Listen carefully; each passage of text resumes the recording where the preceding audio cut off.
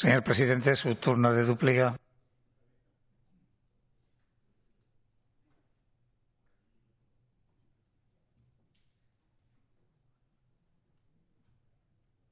Gracias, presidente.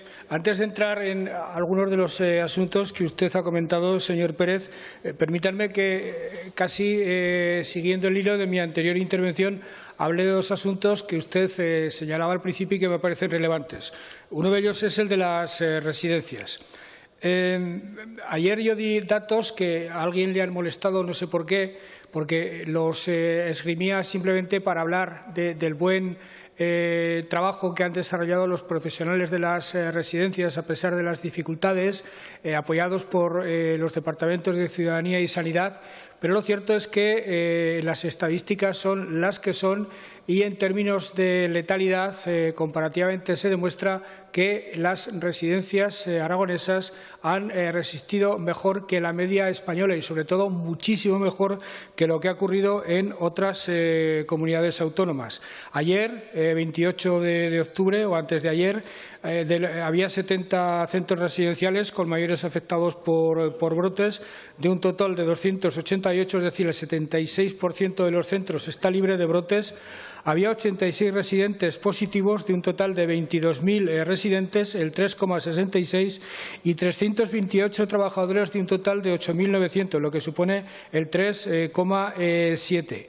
Lo digo simplemente a efectos de hacer una radiografía del instante de cómo está en este momento la situación de las residencias, que, sin dejar de ser preocupante, nos da a entender que en este momento no es el elemento que más desvelos nos causa. Insisto, en primer lugar, porque la gente de la residencia lo está haciendo bien y, segundo, reconozcamos al César lo que es del César, porque desde la acción coordinada de los dos departamentos a los que me he referido se está trabajando también bien. Ahora bien, es cierto que la pandemia nos ha llevado a la reflexión sobre qué política se ha de adoptar en relación con los mayores en los próximos años. Se apuesta mucho, tanto en Madrid como aquí en Zaragoza y por parte de muchos opinantes, en que hay que adoptar medidas para que los mayores permanezcan en la mayor medida posible y el mayor tiempo posible en los domicilios. Eso yo, que me precio de conocer por razones familiares cómo funciona este problema, es una buena intención.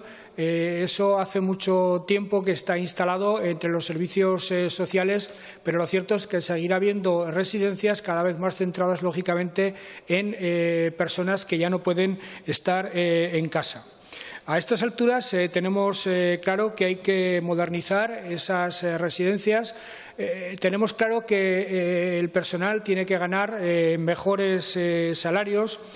Tenemos claro que la digitalización y la modernización tiene que entrar en estos servicios y, de hecho, uno de los proyectos en los que más vamos a insistir a la hora de recabar ayudas europeas es justamente en el de la digitalización de las residencias. Y estamos hablando de hacer eso con otras comunidades autónomas que comparten exactamente la misma visión y el mismo problema.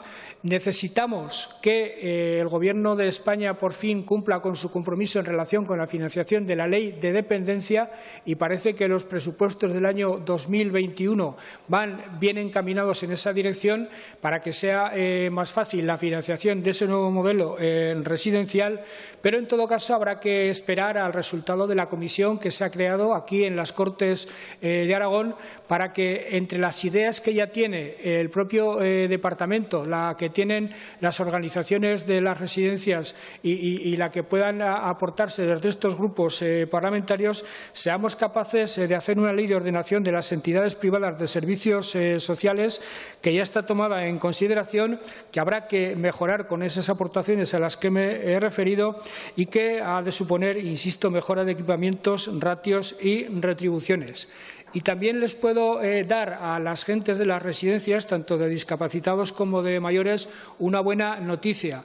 Y es que la consejera María Victoria Broto está en disposición de asegurar que de una manera bastante rápida, no diré que inmediata, pero casi, va a poder arbitrar una nueva línea de ayudas para residencias y centros de día, insisto, de personas mayores y de discapacitados. Sé que a usted le ha preocupado la tramitación de los expedientes, la agilización. En particular, ha hablado usted aquí alguna vez de ese problema en relación con la eólica, con la fotovoltaica, es decir, con todo lo que tiene que ver con las autorizaciones del ingente caudal de permisos que están solicitados. La verdad es que es para sentirse orgulloso de cómo está funcionando este sector en Aragón. En lo que llevamos de legislatura se han puesto en servicio 2.400 megavatios, una cifra que supone el 120% de lo que fueron los últimos 30 años en nuestra comunidad. La energía eólica en funcionamiento es de 3.400, se están tramitando 3.600. La energía solar fotovoltaica en funcionamiento son 948, se están tramitando 2.600.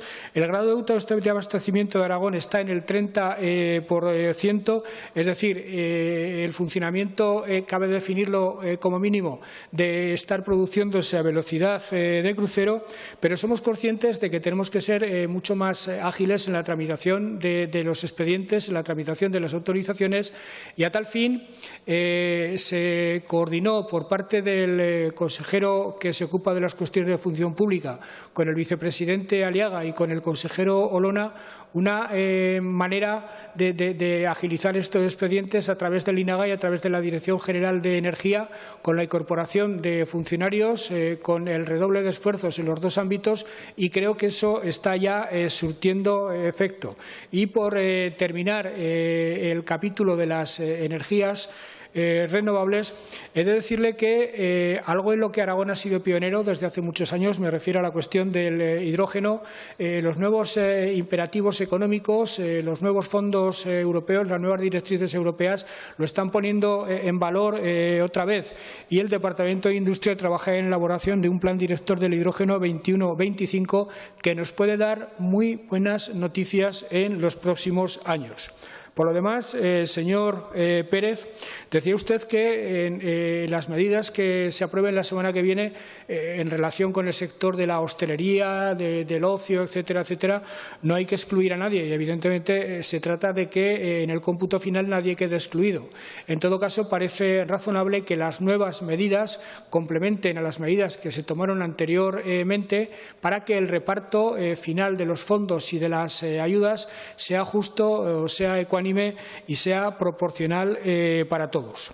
Decía usted que algunas de las cuestiones que en este momento se están planteando como coyunturales perfectamente pueden empezar a vislumbrarse como estructurales. Ayer yo citaba a pensadores de mucha enjundia que ponían de manifiesto hasta qué punto lo que hasta hace poco era una amenaza de riesgo global es ya una realidad que necesariamente va a cambiar nuestros hábitos, nuestro modo de ser. Antón Costas, un economista al que yo venero y con el que hablo mucho, me dice con toda crudeza que de cualquier crisis, y esta es una crisis de caballo, que él compara como la más parecida que tenemos en nuestra historia reciente a la del petróleo de los años 70, decía que de las crisis los países suelen salir mejor, fortalecidos, que siempre se queda alguien en el camino, que hay sectores que ya estaban en situaciones de tente mientras cobro que desaparece, y hay otros que emergen con fuerza y acaban convirtiéndose en dominadores de los nuevos modelos. Yo creo que eso va a ocurrir en buena medida en la economía. Creo que en todos los sectores de la actividad pública hemos de tomar medidas, hemos de tomar conciencia de lo que nos ha ocurrido.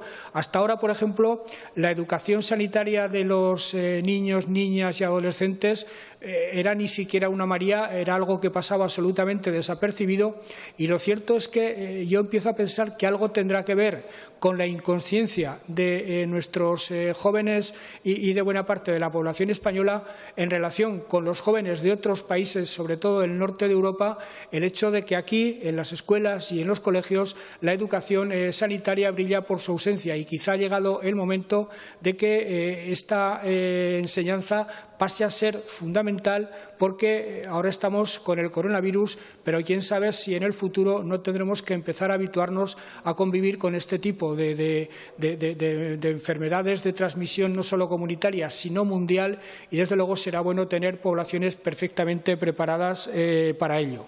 Hablaba usted de un grupo de expertos. Lo cierto es que en este momento en el Gobierno de Aragón funcionan como mínimo dos.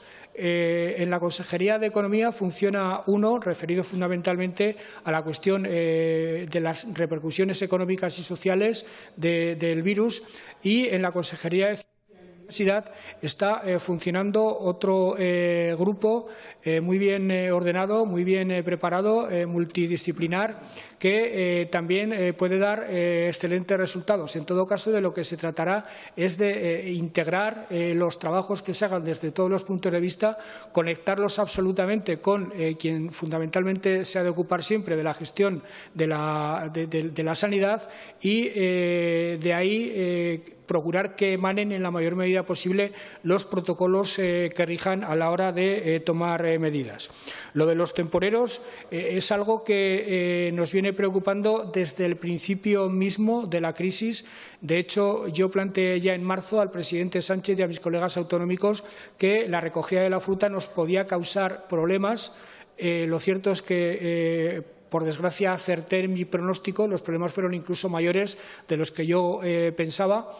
El consejero Lona y la consejera de Economía y la consejera de Sanidad tomaron medidas, se arbitraron respuestas, pero a todas luces fueron insuficientes. Lo que ya estamos haciendo, previendo que la próxima recogida de la fruta todavía seamos realistas, nos sorprenderá con el virus entre nosotros, es empezar a tomar medidas para lo que ocurrió el año pasado no vuelva a ocurrir. El teletrabajo, le puedo asegurar que hay muchos trabajadores en la comunidad autónoma que ya están teletrabajando prácticamente desde el mes de marzo. Y le puedo asegurar también que el consejero Carlos Pérez está trabajando en esa materia para ordenarla de la mejor manera posible. Y, desde luego, un pacto de Estado sobre educación es algo que, si no somos capaces de hacer en estas circunstancias, no seremos capaces de hacerlo nunca. Hubo un momento, cuando era ministro el señor Gabilondo, que ese pacto estuvo a punto de alcanzarse. No fue posible entonces. Desde entonces las divergencias han sido enormes, pero vuelvo a hablar de lo que les decía antes. Si los partidos políticos se sentaran en torno a una mesa y pensaran realmente en tener una educación a la altura de las circunstancias. Por cierto, el último informe PISA le da bien a España y le da particularmente bien a Aragón, pero todavía nos daría mejor si tuviéramos ese gran pacto de Estado por la educación, que es casi tanto como decir un gran pacto de Estado por el futuro del país. Y, por lo demás, señor Pérez, decía usted que es momento de asumir decisiones impopulares. Yo, desde luego, las asumo sin ningún tipo de reticencia. Ya dije ayer que en este momento yo estoy dispuesto a perder las elecciones si eso requiere justamente lo de tomar decisiones impopulares, pero tampoco le oculto que si en vez de tomarlas solo las tomo acompañado, mucho mejor. Gracias, señor presidente. Tal como había anunciado, vamos a hacer una suspensión ahora de 15 minutos, por lo tanto, a la 1 menos 20 reanudaremos con el Grupo Parlamentario Vox.